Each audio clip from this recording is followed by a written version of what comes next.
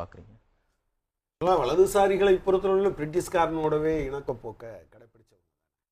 அது அவங்களுடைய கேரக்டர். ஆக்சுவலாக நீங்கள் உள்ளுக்குள்ளே தான் ஏதாவது வேட்டு வைப்பாங்களே தவிர குண்டு வைப்பாங்களே தவிர பிரிட்டிஷ்காரன்னா அவங்களோடவே இணக்கமாக போனவங்க தான்.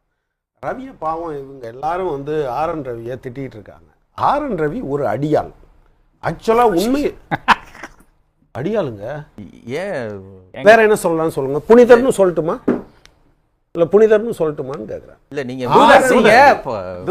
ஒன்றிய அரசாங்கத்தின் பேரில் அடியாளாக தமிழகத்திற்கு இல்ல திரு கனகராஜ் அடியாள் தான். வேண்டாம், நம்ம உங்களுக்கு பண்பட்ட வார்த்தைகளை பயன்படுத்தக்கூடியவர் தான். ஏன் நீங்க இவ்வளவு ஆவேசப்படணும்?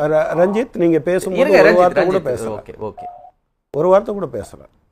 நீங்க வெளியில இருந்து பேசுங்க. கண்ணியமான வார்த்தையை பயன்படுத்தணும் இல்லையா? அடியாள்னா அப்ப கம்யூனிஸ்ட் தோழர்கள் எல்லாமே அடியாளா?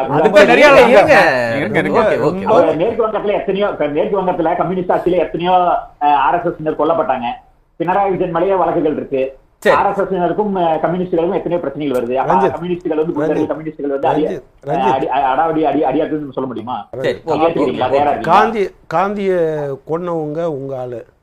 வரலாறு நெடுக நீங்க தேசம்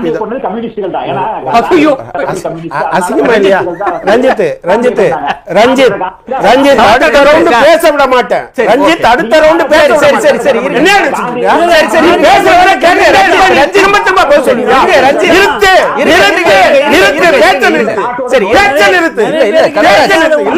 என்ன ஒரு தடவையா ரெண்டு தடவையா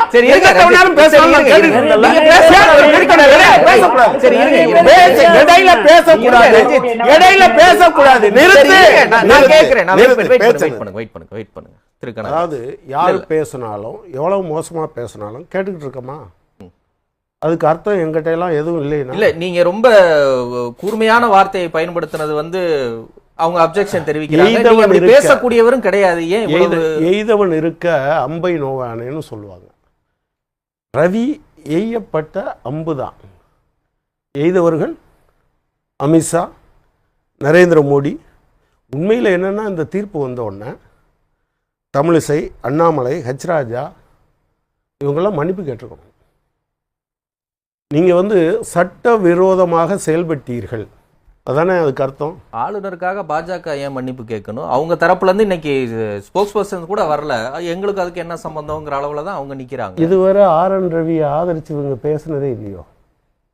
இல்லை, நீங்கள் சொல்லுங்கள். உங்க மேடையில இங்க வந்து பேசினாங்களா இல்லையா? ஆதரிச்சு பேசி இருக்கிறாங்க. இந்த நிலைப்பாட்டுல அவங்களுக்கு உடன்பாடு இல்லை. எந்த நிலைப்பாட்டுல உடன்பாடு இல்லைன்னு சொல்லுங்க. அதாவது இந்த 10 மசோதாவை நிறுத்தி வைத்தது நியாயம் என்று பேசியிருக்காங்க.